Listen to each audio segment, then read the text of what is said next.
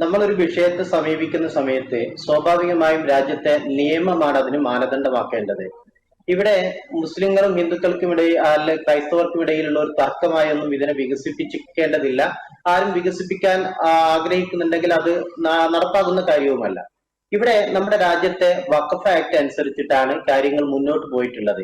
മൂന്ന് ജുഡീഷ്യൽ സ്ഥാപനങ്ങൾ, ഒന്ന് പറവൂർ കോടതിയാണ്, രണ്ടാമത്തെ ഹൈക്കോടതിയാണ്, മൂന്നാമത്തേത് നിസാർ കമ്മീഷനാണ്. ഈ മൂന്ന് സ്ഥാപനങ്ങളും ഇത് വഖഫ് ഭൂമി ആണ് എന്നത് അംഗീകരിച്ചിട്ടുണ്ട്. അതിന് വിരുദ്ധമായ നിലപാട് ശരിയല്ല.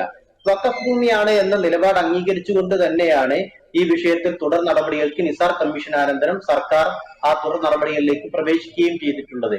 നമ്മുടെ രാജ്യത്തെ നിയമം മാനിക്കണോ അതല്ല സെന്റിമെന്റ്സുകൾ മാനിക്കണോ എന്നത് ഒരു പ്രശ്നമാണ്. ഇത്തരം ഘട്ടങ്ങളിൽ മുൻകാലങ്ങളിൽ എന്താണ് സംഭവിച്ചിട്ടുള്ളത്? നിയമമാണോ പരിഗണിക്കപ്പെട്ടിട്ടുള്ളത്, സെന്റിമെന്റ്സ് ആണോ പരിഗണിക്കപ്പെട്ടിട്ടുള്ളത്? നിയമത്തിന്റെ വഴിയെ പോകട്ടെ.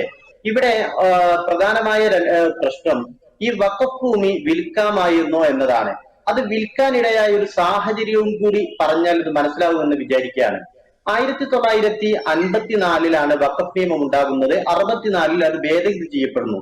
64 ഭേദഗതിയിൽ വഖഫ് സ്വത്ത് ആവശ്യമെങ്കിൽ അനിവാര്യ ഘട്ടങ്ങളിൽ വിൽക്കാമെന്ന് പറയുന്നുണ്ട്. അത് രണ്ട് വ്യവസ്ഥകൾ വെച്ചിട്ടുണ്ട്. ഒന്ന്, അത് വഖഫ് ബോർഡിന്റെ മുൻകൂർ അനുമതിയോടാകണം. രണ്ടാമത്തേത്, ആ ഭൂമിക്ക് തത്തുല്യമായ ആ സ്വത്തിന് തത്തുല്യമായ സ്വത്ത് വാങ്ങിക്കുകയും അതേ വഖഫിന്റെ ലക്ഷ്യത്തിൽ വിനിയോഗിക്കുകയും വേണം.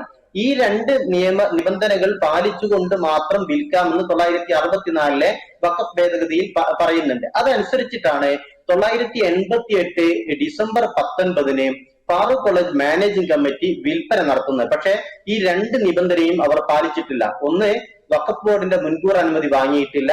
രണ്ടാമത്തേത്, ഈ പറയുന്നത് പോലെ അതിന് പകരമായ ഭൂമി വാങ്ങിക്കുകയോ സ്വത്ത് വാങ്ങിക്കുകയോ അത് ഈ വഖഫ് ലക്ഷ്യത്തിൽ വിനിയോഗിക്കുകയോ ചെയ്തിട്ടില്ല.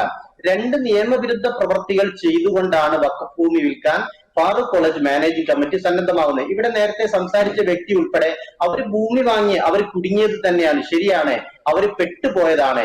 പക്ഷെ അങ്ങനെ പെട്ടുപോകുമ്പോഴും നമ്മൾ രാജ്യത്തെ നിയമത്തെ മാനിക്കേണ്ടതുണ്ടല്ലോ.